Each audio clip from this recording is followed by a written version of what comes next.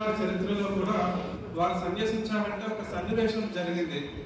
ఆయన కాలు మొసలి పట్టేసుకోవడము, ఎప్పుడైతే సన్యాసిస్తే ఆయుష్ పెరుగుతుందని ఉన్నది మన శాస్త్రంలో.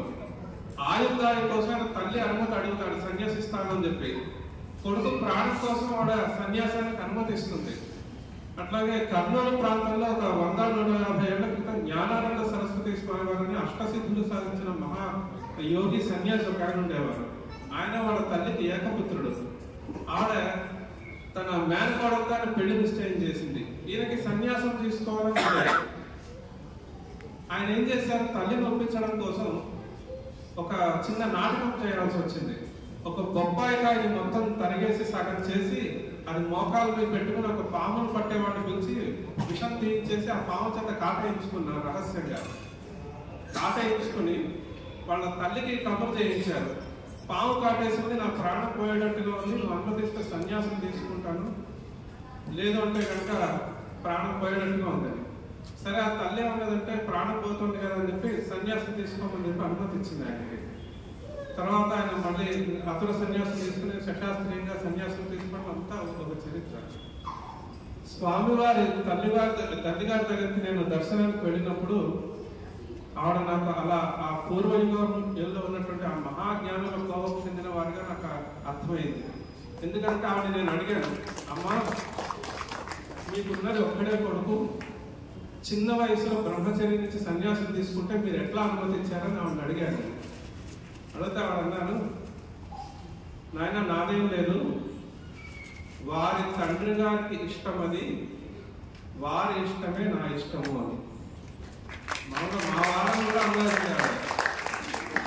ఆడ శ్రీ విద్యలో పూర్ణ దీక్షా పరురాలు. అలాంటి గొప్ప ఆ మాతృమూర్తి యొక్క పుత్రులు పూర్వాశ్రమంలో వీరు. ఇవాళ మనందరి అదృష్టం బాగుండి వీరు మనకి దర్శనం అనుగ్రహించడానికి వచ్చారు. వీరి ఆశ్రమం విషయానికి వచ్చేస్తే మనకి దత్తాత్రేయ అవతారం ఒకటి ఉన్నది. నరసింహ సరస్వతి అవతారం దత్తాత్రేయుడిది. అది అత్యంత సాంప్రదాయమైనటువంటి పరంపర. అది సన్యాస దీక్షల్లో. ఆ పరంపరలో వాసుదేవానంద సరస్వతి స్వామి వారి మనకి గురు చరిత్ర రాశారు. ఆ పరంపరలోనే జనార్దనానంద సరస్వతి స్వామి వారిని, నారాయణానంద సరస్వతి స్వామి వారిని చెప్పి ఉగారు స్వామి వారు అంటారు. వారు 16 ఏళ్ళకు సన్యసించారు. మహారాష్ట్రులు. చాలా గొప్ప వైద్యులు. ఆయన వేదాంత శాస్త్ర పండితులు. ఆయన కంచి పరమాచార్యుని వారికి అత్యంత ఇష్టమైనటువంటి శిష్యులు ఆయన. వారి శిష్యులు జనార్దనానంద సరస్వతి స్వామి వారు. మళ్ళీ ఆయన గురువు గారు జనార్దనానంద సరస్వతి స్వామి వారు, శిష్యుల పేరు కూడా జనార్దనానంద సరస్వతి స్వామి వారు. ఈ జనార్దనానంద సరస్వతి స్వామి వారు మన కంచి పరమాచార్యుల వారికి అత్యంత ఆంతరంగిక శిష్యులు. వారి దగ్గర వీరి తురీయాశ్రమం అనేది స్వీకరించడం జరిగింది. ఆయన దగ్గర కనీసం ఒక 50-60 మంది ప్రయత్నం చేశారు. గొప్ప గొప్ప పండితులు, ఉపాసకులు ఆయన దగ్గర సన్యాసం తీసుకుందామని చెప్పి. కానీ అందరిలోకి పరీక్షలకి సన్యాసం స్వీకరించినటువంటి ఏకైక వ్యక్తి మన సచ్చిదానంద సరస్వతి స్వామి వారు. ప్రస్తుతం మన అన్నవరం క్షేత్రం దగ్గరలో తాండవ నది అని చెప్పి ఉన్నది, తునియ ప్రాంతంలో. ఆ తాండవ నది దగ్గర సచ్చిదానంద తపోవనం అని చెప్పి అక్కడ ఉంటున్నారు. ఇవాళ మన కార్యక్రమానికి మన మహాస్వామి సేవా సమితి వారి ప్రార్థన మేరకు వారికి కొంచెం అనారోగ్యంగా ఉన్నప్పటికీ కూడా ఈ స్వామి వారి మీద ఉన్న భక్తి కొద్దీ వారు ఈ కార్యక్రమానికి ఇచ్చేయడం జరిగింది. మనకి వ్యావహారిక భాషలో చెప్పుకోవాలంటే ఒక వ్యక్తికి తన పుత్రుడి మీద కంటే కూడా పౌత్రుడి మీద ఎక్కువ ప్రీతి ఉంటుంది, బుద్ధు అనేది ఉంటుంది మన భాషలో చెప్పుకోవాలంటే. అట్లాగే మన కంచి పరమాచార్య స్వామి వారికి చాలా ఆంతరంగిక శిష్యులు జనార్దనానంద సరస్వతి స్వామి వారైతే వారి శిష్యులైనటువంటి సచ్చిదానంద సరస్వతి స్వామి వారి మీద ఇంకా ఉంటుంది పరమాచార్యుల వారికి. మన జయేంద్ర సరస్వతి స్వామి వారు, అలాగే ప్రస్తుత పీఠాధిపతులు శంకర విజయేంద్ర సరస్వతి స్వామి వారు ఎప్పుడు ఆ ప్రాంతాలకు వెళ్ళినా, విశాఖపట్నం వైపు వెళ్ళినా వస్తున్నా సరే వారి ఆశ్రమంలో ఉండి వెళ్తూ ఉంటారు వాళ్ళు. ఈ స్వామి వారి ప్రత్యేకత ఏంటంటే వీరు శృంగేరి జగద్గురువులకు కూడా అత్యంత ప్రీతిపాత్రులైనటువంటి శిష్యులు.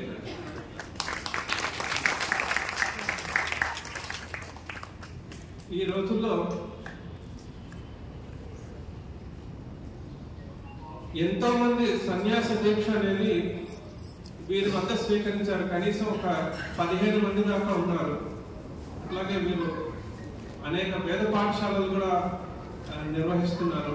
ఇంకా వారి గురించి చెప్పాలంటే చాలా ఉన్నది. కాకపోతే మనం వారి అనుగ్రహ భాషణ కోసం మనం అందరం ఎదురు చూస్తున్నాం కాబట్టి ఇక నేను స్వామివారి అనుగ్రహ భాషణ చేయమని చెప్పి ప్రార్థిస్తున్నాను. ఒక్కసారి దానికంటే ముందర మన హిందూ గణేశన్ గారిని ఒక్కసారి స్వామివారికి మాలా సమర్పణ చేయవలసిందిగా ప్రార్థిస్తున్నాను.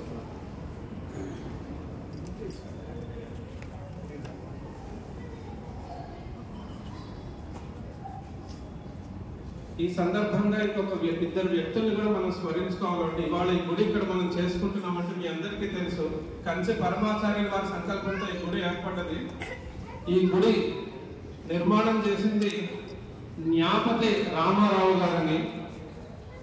అక్కడ రామాలయంతో వారు కట్టించారు. ఈ కామాక్షి ఏకాంబరనాథ స్వామి దేవాలయాన్ని కట్టించింది వారి అబ్బాయి జ్ఞాపతి శ్రీనివాసరావు గారు. శాశ్వత వైకుంఠవాసం చేస్తున్నటువంటి వారు ఇవాళ ఇక్కడే మనం ఉన్నట్టుగా మనం భావం చేస్తున్నాం. మనం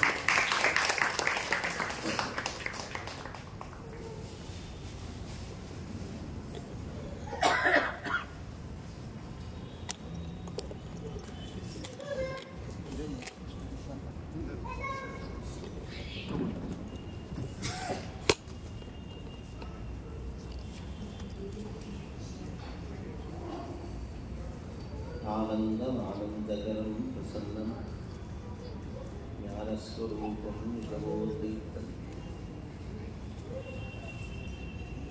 యోగీంద్రం భగవద్గీతం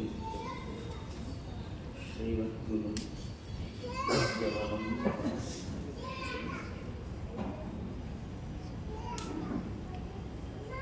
ఆనతోస్మి సద్గురు యతీంద్ర చంద్రశేఖర్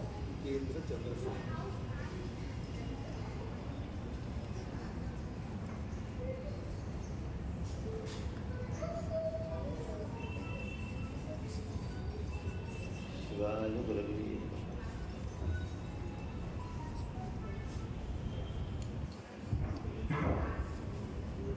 నేటి కాలం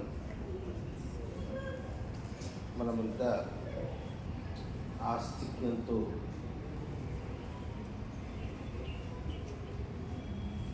ఈశ్వర కృపకి పాత్రలు అవుతున్నామంటే కారణం శంకరులు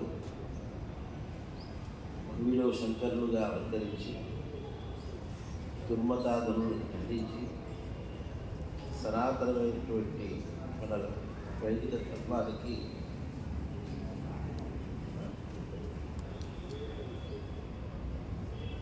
ముఖ్యముగా మానవునికి కావలసినటువంటి తత్వబోధన చేసి అనుగ్రహించింది. కాలానుగతంగా అలా కొంత గడిచిన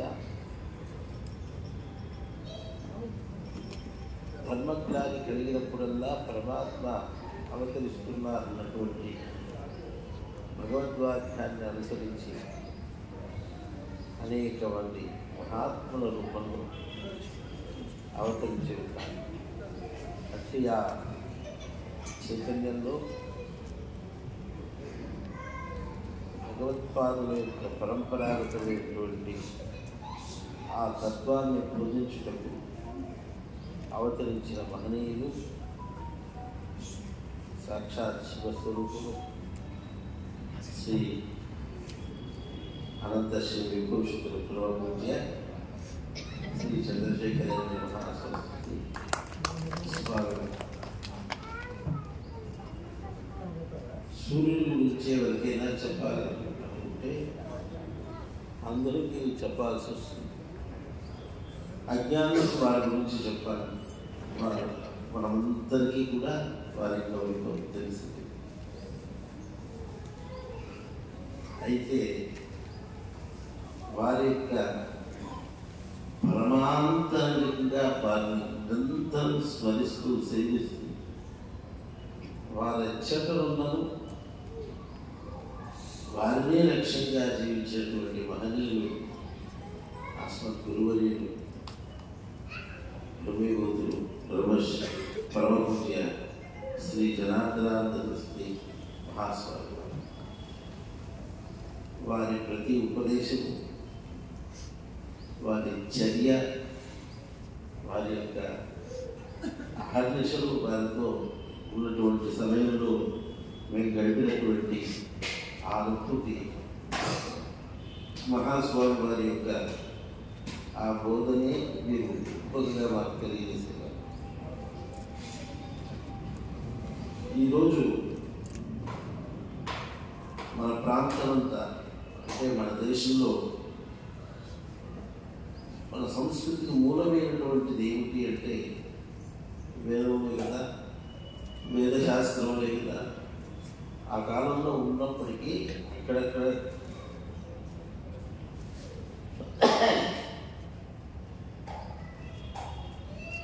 ఆ గురుకులాల్లో వారి వారి ఆ పండితుల వద్దనే, విద్వాంసుల వద్దనే ఎవరో ఇద్దరు ఆశ్రయించి సేవించుకునేవారు తప్ప ఒక సమాజంలో ఒక చైతన్యం రావాలంటే ముఖ్యంగా ద్రవిడ దేశంలో ఎక్కడైతే నాస్తిక్యం బాగా ప్రబలి సమాజంలో చాలా కనిని చూపిస్తున్నటువంటి తరుణంలో వారి లక్ష్యంగా అనేక వేల వందల పాఠశాలలు పెడితే సరిపోదు. దానికి తగిన యోగ్యులైనటువంటి విద్వాంసుల అధ్యాపకుల్ని ప్రోత్సాహం చేసి ప్రతి ఒక్కరిని యువతల అధ్యాపకులకి, యువతల తల్లిదండ్రులకి, యువతల విద్యార్థులకి అందరికీ ఒక మార్గదర్శనం చేసి ఆ పిల్లవాడు అధ్యయనం అయ్యాక వారి యొక్క జీవనానికి కావలసినటువంటి జీవన విధానంలో కావలసినటువంటి ప్రోత్సాహం ఆ రోజు వారు వేసినటువంటి ఆ వటబీజమే ఈరోజు అంతటా విస్తీర్ణమై ఈ ఊళ్ళో వేదభవనం ఉంది. ఈరోజు మా వేదవ్యాస గుంటూరు పాఠశాల వీటన్నిటికీ మూలం ఎక్కడిది అంటే వారు వేసినటువంటి వారి యొక్క సంకల్పం. మా గురువుల యొక్క స్మరణతో 3 ప్రాంతాల్లో వేద సభలు జరుగుతున్నాయి. ఈ ప్రాంతంలో ఉత్తరాంధ్ర, ఇటు తెలంగాణ, రాయలసీమ, వీటన్నిటికీ స్ఫూర్తి మా మామూలు వారైతే వారికి బీజం మహాస్వామి. లోకంలో అనేకులు ఉన్నారు, లౌకికంగా జీవనంగా ఉండేవారు ఉన్నారు. మహాస్వామి వారి యొక్క ఆ దర్శన మాత్రం చేత లేదా నేటికి వారి బ్రహ్మీభూతులై అయి ఉన్నప్పటికీ వారి చరిత్రలను, వారి బోధనలను తెలుసుకుని వైదిక జీవనానికి ఆకర్షితులై ఎందరో మంది నేటి కాలంలో ఇక్కడ కూడా ఈ వేదికలో కూడా ఒకరిద్దరున్నా ఐటీ జీవనంలో ఉంటూ కూడా వైదిక ధర్మాన్ని అనుసరిస్తూ చాలా నియమంగా ఉండాలన్నటువంటి వాటికి కావలసినటువంటి ఆ ఉద్యోగం ఎక్కడి నుంచి వచ్చిందంటే వారి జీవనం నుంచి వచ్చింది. వారి బోధన కన్నా బోధన చేసేవాళ్ళు ఈ రోజు చాలా మంది ఉన్నారు. తీరా దగ్గరికి వెళ్ళి చూస్తే మనకి బోధనకి జీవనానికి సమన్వయంగా ఉండదు. అది మన దృష్టిలో మేము కానీ జీవనము బోధనము ఒక ఏకరూపంగా ఉండేటువంటి మహాస్వామి వారు మా పరమ గురువుల్ని ఉగాది అనేటువంటి కుగ్రామం వారు వచ్చిన నాటికి అక్కడ పెద్ద వసతి వ్యవహారం ఏం లేదు. షుగర్ ఫ్యాక్టరీ వంటి ఉండేది. బెలగాం దగ్గర స్వామివారు వసించేవారు. వారిని వెళ్ళి రావాలి చూడటానికి వస్తున్నాం. ఆ కుగ్రామంలో వచ్చి ఓ 4 రోజులు ఉందామని ఇప్పుడు వలే ఒక ప్రణాళిక వేసుకుని ఇన్ని రోజులు ఇన్ని ఊళ్ళకి వెళ్తారని అనుకునే పరిస్థితి లేదు. వారికి ఎప్పుడు చలచిత్రం ఎప్పుడు ప్రేరణ కలిగితే అప్పుడు నడిచేవారు. ఆ స్థితిలో వారు అక్కడికి వచ్చి సుమారు 4 రోజుల పాటు వారు కృష్ణా తీరంలో ఉండి అప్పుడు మా పరమ గురువులతో సూత్రవార్త పాఠం పరస్పరం గావించి ఆ తదుపరి కాలంలో మా స్వామి వారు కూడా నేరుగా మేము ఆశ్రమం స్వీకరించాలి అన్న స్వతంత్ర సంకల్పం లేదు. చాలామంది మేము స్వీకరించాలని వెళ్తాం, ప్రార్థిస్తాం. కానీ వీరి అన్నగారు ప్రార్థిస్తారట.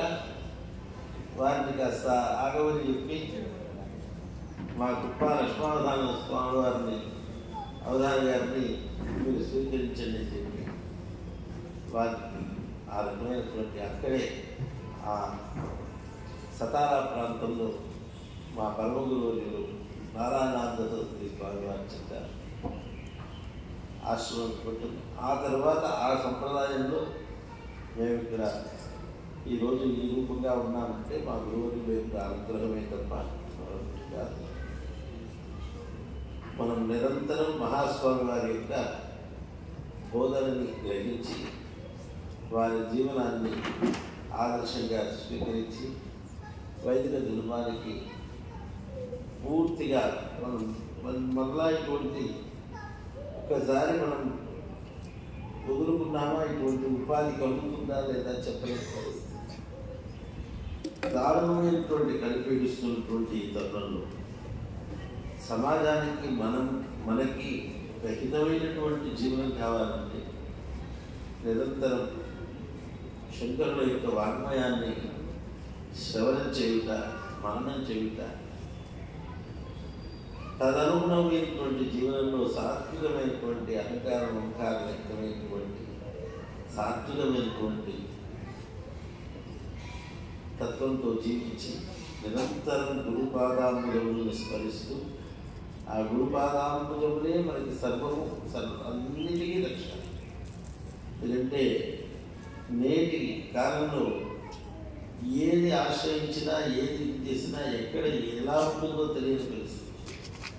కానీ మనకి సనాతనమైనటువంటి పరంపరలో ఆ గురువుల యొక్క పాదములను మనం ఆశ్రయించామంటే మనకి సర్వదా అదే రక్షగా ఉండి మనకి నడిపిస్తుంది.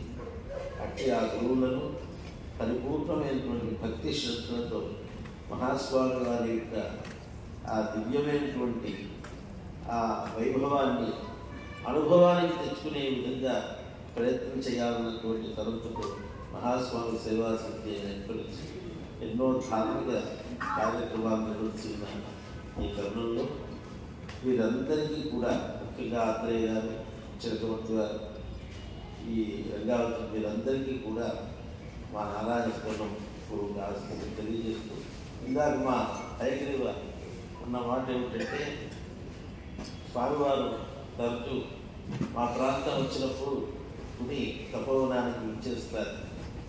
ఈ సమీప కాలంలో విచ్చేసినప్పుడు కూడా వారు మా గురువులను మా పరమ గురువులను స్మరిస్తూ మీరు మావారు అని చెప్తూ చాలా విశేషంగా అదే వాక్యం మళ్ళీ మీకు కూడా మన తిరుపతిలో చెప్పడం జరిగింది. అటువంటి మహనీయులను సేవించండి. హరే ముఖ్యంగా మరో మాట, మేము ఇక్కడికి వచ్చే ముందు మేము నిరంతరం స్మరించే వ్యక్తుల్లో మా శ్రీ దత్తాత్రేయ శాస్త్రి గారు మాకు భాగవత భిక్ష పెట్టినటువంటి సద్గురు మహనీయులు. నిరంతరం మేము చేసేటువంటి సాధనలో మాకు భాగవత భిక్షను పెట్టి ఆ తత్వబోధన చేసినటువంటి మహనీయులు. వారిని వస్తూ వాళ్ళు ఎక్కడున్నారు, కుటుంబంలో ఉంటున్నారా, వెళ్ళి ఒకసారి కలవాలి అనుకున్న తరుణంలో వాళ్ళు ప్రత్యక్షంగా ఇక్కడ మాకు వ్యక్తం అవ్వడం చాలా ఆనందదాయకం. వారికి మా నారాయణ స్మరణం తెలియజేస్తూ ఆశీర్వాదం.